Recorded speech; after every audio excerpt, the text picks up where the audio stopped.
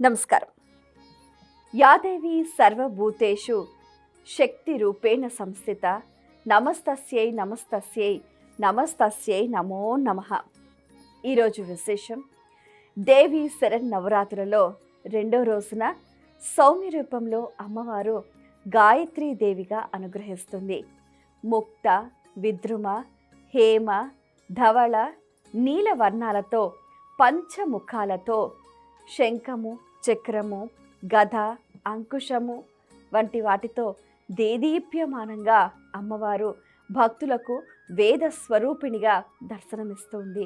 ఈ రోజున అమ్మవారిని సకల వేదాలకు అధిష్టాన దేవతగా ఎంతో చక్కగా గాయత్రీ దేవిగా ఉపాసిస్తూ ఉంటారు. ఈ రోజున మంత్ర అనుష్ఠానం చేయటం చాలా ముఖ్యం అని చెప్తూ ఉంటారు. ఏ దేవత మంత్రమైనా దాన్ని గాయత్రి మంత్రంతో ఉపాసించటం అనేది సంప్రదాయంగా వస్తుంది.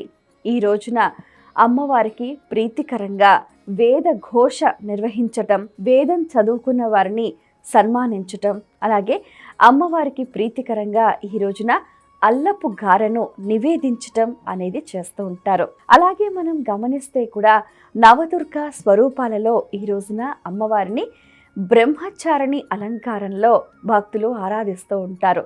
ఇక్కడ బ్రహ్మ అంటే తపస్సు, చారిణి అంటే అనుసరించేది అని, అంటే తపస్సును అనుసరించేది, ఆచరించేది బ్రహ్మచారిణి అని అంటూ ఉంటారు.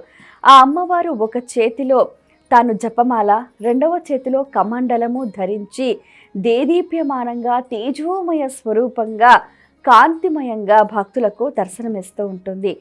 ఈ స్వరూపంలో ఉన్న అమ్మవారు పార్వతీదేవిని భర్తగా పొందటానికి తపస్సు చేసి సిద్ధి పొందింది అని చెప్తూ ఉంటారు. ఈ అలంకారంలో అమ్మవారిని ఆరాధించిన వారికి సర్వత్రా జయము, విజయము లభిస్తుంది అని, ఎటువంటి క్లిష్టమైన పరిస్థితులైనా ఎదుర్కొనే శక్తి లభిస్తుంది అని, దుఃఖం నివారణ అవుతుంది అని చెప్తూ ఉంటారు.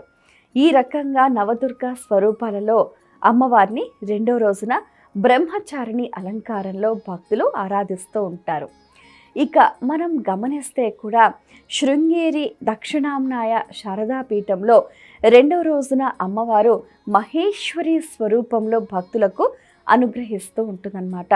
అమ్మవారు వృషభారూఢయై ఒక చేతిలో త్రిశూలం ధరించి చంద్రుణ్ణి అలంకృతురాలుగా చేసుకుని ఎంతో చక్కగా సర్వమంగళ స్వరూపంగా కూడా ఆ మహేశ్వర శక్తినంతా కూడా తాను ధారణ చేసి భక్తులను అనుగ్రహిస్తున్నట్టుగా దర్శనమిస్తూ ఉంటుంది. ఈ రకంగా మనం చూస్తే ఇక కుమారి పూజలలో భాగంగా ఈ రోజున 3 ఏళ్ల బాలికను చక్కగా ఆరాధించటం, పూజించటం వల్ల కూడా మనకు ఐశ్వర్య సిద్ధి, విద్యా ప్రాప్తి కలుగుతుంది అని కూడా ప్రతీతి. ఇక మన లౌకిక సంప్రదాయంలో భాగంగా బతుకమ్మ పండుగలో ఈ రోజున ముద్దపప్పు బతుకమ్మ అని కూడా ఆరాధిస్తూ ఉంటారు. ఈ రోజున అమ్మవారికి కూడా ఎంతో చక్కగా ముద్దపప్పు, బెల్లము, పాలు నివేదన చేస్తూ ఉంటారు. ఎంతో చక్కగా గునుగు పూలు, తంగేడు పూలు, బంతి పూలు, చామంతి పూలు, ఆ మధ్యలో గౌరమ్మను పేర్చి ఆటపాటలతోటి కూడా ఈ ముద్దపప్పు బతుకమ్మను ఆరాధిస్తూ ఉంటారు. తిరుమల శ్రీవారి సాలకట్ల బ్రహ్మోత్సవాలలో భాగంగా రెండో రోజున ఎంతో చక్కగా వేద పండితుల వేదంతో అలాగే మంగళ వాయిద్యాల నడుమ ధ్వజారోహణం నిర్వహిస్తూ ఉంటారు. కొత్త వస్త్రం పైన గరుడుడి చిత్రపటాన్ని చిత్రీకరించి వేద పండితుల ఆధ్వర్యంలో ధ్వజస్తంభంపై ఆ ధ్వజపటాన్ని ఎగురవేస్తూ ఉంటారు. ఈ రకంగా చేయటం వల్ల గరుడు సమస్త దేవతలను, ముక్కోటి దేవతలను, సర్వజనులను కూడా ఈ బ్రహ్మోత్సవాలకు ఆహ్వానం పలుకుతారు అన్నది కూడా ప్రతీతిగా ఉంటుంది.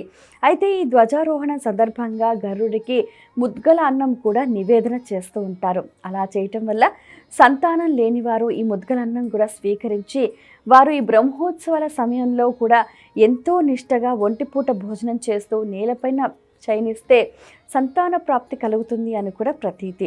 అలాగే సాయంత్రం వేళ ఎంతో చక్కగా ఆది దేవుడికి ఆదిశేషుడి వాహన సేవ దేదీప్యమానంగా నయన మనోహరంగా కూడా నిర్వహిస్తూ ఉంటారు. 7 పడగల పైన శేషుడి పైన ఆ శ్రీదేవి భూదేవి సమేత మలయప్ప స్వామివారు తిరుమాడ వీధుల్లో ఊరేగుతూ భక్తులకు ఎంతో చక్కగా దర్శనమిస్తూ ఉంటారు. రమ్యమైన స్వరూపంతో స్వామివారు భక్తులను అనుగ్రహిస్తూ ఉంటారు. ఇక్కడ ఈ శేషుడు అనేవారు శ్రీహరికి పాన్పుగా ఉన్నాడు, శ్రీహరికి ఆభరణ స్వరూపంగా ఉన్నారు, శ్రీహరికి తల్పంగా ఉన్నాడు, శయ్యగా ఉన్నాడు, గొడుగుగా ఉన్నాడు.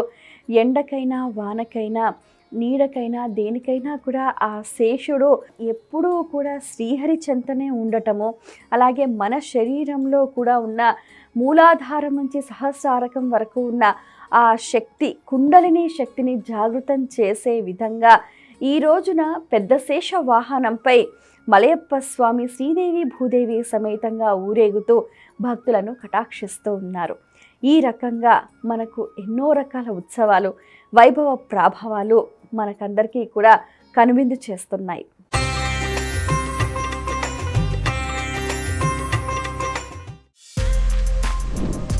For more videos like this, subscribe Big TV channel.